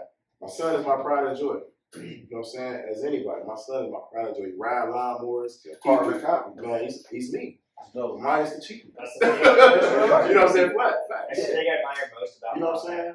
So and I teach them everything. You know, I had them in therapy, everything. When I moved out, I got them in therapy. Yeah. And that was my therapy because I saw them. I'm sitting there watching, I'm sitting there talking, I'm sitting there learning stuff, how to interact with them. Instead of that yelling shit, I'm sitting there, bro. You know what I'm saying? All of that. I'm sitting there figuring it out with them as well. So it taught me a lot of stuff with therapy and with them when they went through therapy. So then from there, it kind of like it triggered. And I'm like, man, you know what? Let me just talk to them about it. Let's have a mutual understanding. I'm gonna always take care of you because I know I'm the breadwinner. I'm always take care of you, but don't dog me. You know what I'm saying? Don't dog me. Don't. But when you start talking this, you dead. I wish you dead. I done cursed you. I died in a fury crash. Yeah. What kind of shit is that? Yeah. But you don't understand, and it is. But you don't understand where you fucked up at. That's where it's at. Like everything is on me. I've done everything to you, but what have you done to yourself? Accountability. Yeah. I'm gonna tell you something, bro. So the shit The shit I got divorced in 2019. Yeah. I just finished a custody battle in 2003. You win? Yeah. Good man. So, but I'm gonna tell you something. So, and I'm not scared. Yeah. But so. Oh no, I'm done. I'll tell you, hey, I had to pay $12,000 for the roof that I agreed to pay. No child support, no spouse support, no alimony. Oh yeah. And we got shared parenting. So, And I got right there ready. so let me tell you what's wrong. So this was wrong. This was wrong about dads now, bro. So when I got divorced, my ex-wife was stay-at-home mom for 7 years. Yeah. I got no child support, no alimony. I was able to keep my house. And I gave her the all house. the threes. I gave her half of my 401k. So and I did it because I'm like, we're gonna start your life over. We're gonna start your life over. But I'm gonna tell you, like 5 years in, I've experienced a lot of trash. I'm gonna tell you some of the biggest things I had to learn how to do. Really like forgive yourself. Yeah. You gotta set some boundaries. Yeah. I Understand that. that. And you got to understand, bro, that people can do stuff to you and not want to say sorry to you. Yeah. And her morals ain't your moral. Yeah. So she can say some shit or do some shit, and you can be trying to think like, man, how you say that to me? You know what I'm saying? Like, how you do that? You know what I'm saying? But at the end of the day, you got to treat it with like, hey man, she gonna do what she gonna do. At the end of the day, like you said with your kid, because bro, I'm gonna be real with you. And I don't think I ever said this at a public forum. So when I was going through divorce, and she was doing this shit, I'm talking about, bro, I was toe up. I was toe up. I remember. I'm talking about guns. I would never forget this. My pastor, brother, seen me through, Pastor Willie Charlie. He seen me through everything. I'm in it, man. I'm driving on 91 one night, 2 in the morning, 2:30 in the morning. I'm driving. I don't have to go. Man, I can't believe I get a text message. Go home. Watch this. From your pastor? From my pastor. Go home. I say, bro, down crying. I said, this man love me. This brother love me. Go home. Watch this. He called me and said, man, I'm gonna tell you something. You ain't gonna like this. I said, what's it? He said, I'm gonna see if he doesn't care. He said, I need your guns. Damn. I said, what? He said, I need you to bring me your guns. I said, I ain't about to shoot this clown. I'm like, what you think? He said, man, I hear you. Just bring me your guns. I said, when you want? He said, bring them about 7. I said, cool. Take my guns. All right. I always want to have one on. Yeah. I said, all right, here we go. Should I get my gun? I got mad at this chick one day, my ex-wife. I'm driving. I'm so sorry. I'm driving down the street. Somebody cut me off. I said, what the fuck? Damn. But it was crazy because of me. I'm like, I'm mad somebody cut me off. And I'm like, man, what the Yeah. But he took my guns. Because the crazy thing is when we going through like trials and tribulations like that, a hard time, he told me, man, that was so humble. He said, you ain't gonna hear this, but you can't think for you right now. Yeah. Because you ain't you. He said, if you got something going on, call me. I don't care what you think it is. Call me, talk to me, because you can't think for you. Yeah. And then it makes sense to me. I said, as a man, some pride, some ego, man, you talk to me. I'm a grown man trying to think of myself. It wasn't until I was like, what? Yeah. And that's always the case, though. That's always our pride getting our way. When I tell you, man, saved my life. So I tell you, man, like, when you start to like forgive yourself, you be real with yourself. Depression, man, talking about my therapist, depression comes from just being phony, bro. It's phony, man. That's phony shit, bro. Just be yourself. As men, when we lost, we actually don't know how close we are to being found. That's good. So that's like, that's cold. Oh, that's crazy, man. Hey, so think about it. When we lost, as a man, when we lost, we don't realize how close we are to being found. And our biggest mistake, it do be our anger. It be our, like, we just can't sit in where we lost at. You know what I'm saying? And I'm gonna say this, like my friend I'm talking to now, she like, how are you okay? Yeah. How are you okay? Like with all the shit that you went through, everything. I ran your way, everything. I've been through a lot. I've been through a lot. you okay? You don't think you need therapy? I said, man, you know what? My therapy is me going through everything I went through. I went through it for 5 years. So that 5 years, I've learned how to talk to myself, basically. Right. I've learned how to learn myself. Yeah. You know what I'm saying? Like that time that you going through that shit, you figuring out ways to Figure figure shit. shit. Oh, that's what I'm saying. I'm sorry, I gotta go, man. This ain't got No, man, good. that's good. I'm sorry. So this is what I said that shit public. So when I was going through what I was going through, I never forget I met this badass light skinned woman. Her name one time. Her name one time. I said, All right, Listen, I'm talking about I met this chick. I don't even know how I met her. Yeah. But I remember Come out of meeting her. nowhere. Yeah. She was Mexican and Italian. Damn. That's a little killer. Body was crazy. Crazy body. I would walk away So I remember going through it. I'm like, shit, man. My pastor, he said, man, you make sure you do the right thing. I said, all right, well, man, this chick, I say, oh, I'm about to tear it down. So I invited to my house one night, and I'm still married. Mm-hmm. You know, I'm going through the divorce. So she come over. I say my kids sleep. I say I'm about to. She tell me she on her little cycle or whatnot, but it's whatever. And I'm thinking, I say, man, I can't. And I fought with it so hard. I kissed her.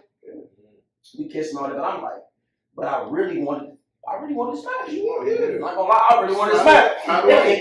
With that towel down, put it Oh, I'm talking about body. I'm talking about the body, craziest body I've seen in my life. I said, damn. I said, what's the life baby? Oh, that's crazy. And oh man, so that, and then another instance. No, so that was then I didn't get divorced, but after that, bro, I'm messing with chicks and I'm getting treated in different ways. Shit paid for.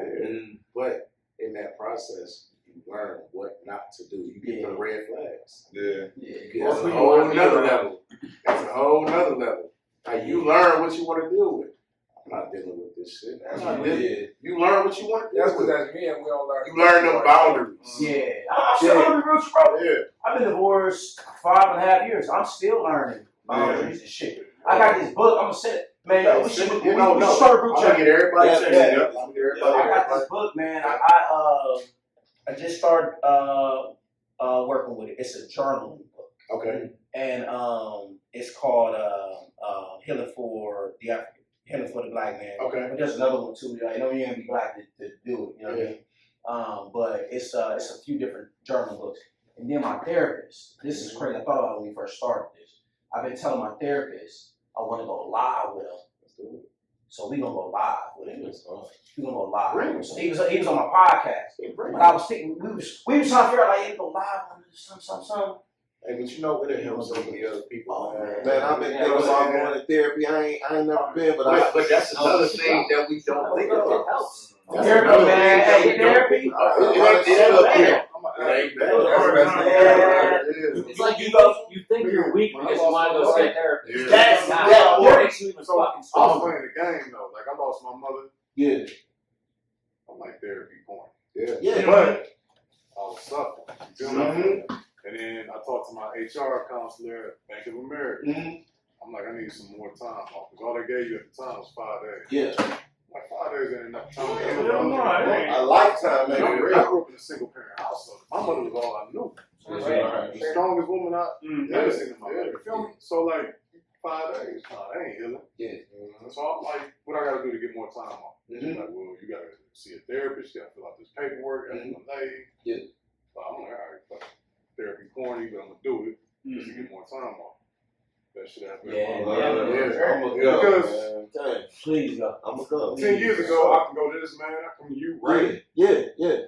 But we programmed like, yo, I know you're going through some lot, you're going through some shit, you're going through a lot. Whatever you need, let me know. Yeah. Hey, But when people say them words, they don't think about the depth of it. Right. If I say, yo, like I need $1,200 to pay off my month's bills, you might say I got 100 for you right now. So why you say whatever I need? Yeah.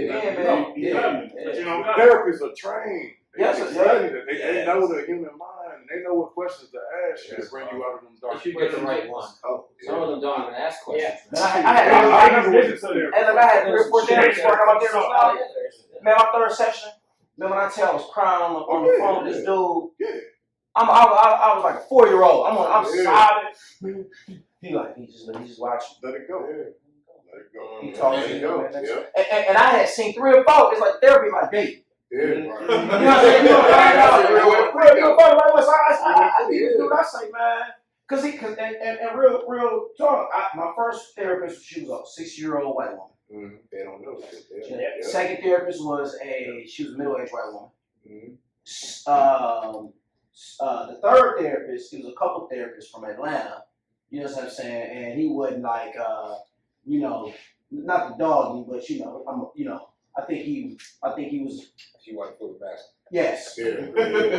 Then the other one, so I'm getting to know him. I'm like, oh, he ain't afraid to hold me accountable. Yeah. Like, no, that's bull. He tell me like, no, that's bull. What you was really thinking about was doing this. Yeah. What you really was doing when you said that was this. And I'm like, damn. I think it's nothing. Oh No, let me tell how raw he is. Let me tell how raw he is. Let me go. He's so raw. My homeboy that was going through a divorce, I talked to him through his divorce. He get the therapist. He said, man, this dude's so raw. He said, bro, I want to thank you. I think he'd be dope for you. I started talking to him. I said, this motherfucker dope. My god brother, I grew up with, we were homeless. We stayed on Huff. A little bit. We stayed with him. I said, what's supposed to this dude? He said, man, I ain't told nobody virtual. I ain't doing none of that. I ain't on therapist. He said, brother, within 5 minutes, I was on the phone crying. Dude from my gym, I say, man, we get to talk. We grab for an hour. We ain't work out. I say, man, what's my therapist up? He say, man, he come see me. He say, man, that dude amazing. My girl, she said, maybe we should do a couple therapists. I said, let's try him. We get on there. He ain't showing no partiality. He my therapist at the time. Then our couple therapist. Now he her therapist. And when I'm talking about ain't no partiality, it's like he hold me accountable. Hey, man, what's up? You know, I come, hey, what's up? You know what I'm saying? My aunt, my therapist, he cold. My aunt was in the Marine Corps for 27 years. She lost my uncle. My uncle he did 31 years in the Marine Corps. He died in 2020. She needed somebody to talk. I say, talk to this brother. You understand? When I talk about cold, I'm talking about cold. I'm gonna have him on here. I'm gonna have him here. It's crazy because he from Cleveland. He got a house in Atlanta in the wintertime. Then he come here. I'm gonna have him come here. When I tell you, brother, hell yeah, because I got somebody I want to talk to too. Bro, I'm talking about, man. I don't even see nobody else like him. I was on the phone with me and my girl one time. I just was me. Like, I might be me. He checking me like, man, you know, man, come on. He on the call like, man. I'm like, look. I say, look, man. I'm sipping a little bit too. So shit, judge. You know, I ain't gonna judge, but come on, what you got going on? We talking. He like, man, he on my ass. I'm like, man, but it's producing change. You know, and but yeah, man, I don't even want to go, man. I promise you won't As your brother's therapist, you gotta go. We are your therapist. Yeah, man. Hey, this gonna be big. Doing this, man. Hey, what I want to say is, when we if we can bring, I mean, it's gonna get bigger, but we can bring one person with us. That's how it always be. Bring one person to church with you. And bring somebody with you next time we have this. I got one. You know what I'm saying? Bring on. We gonna do this once a month? Oh, hey, it's gonna be once a month. I'm about to say another thing, man. It's gonna be once a month. Once a month, Actually, me and my friend. Right. 2 weeks. She looking for you. You never know what somebody needs. Life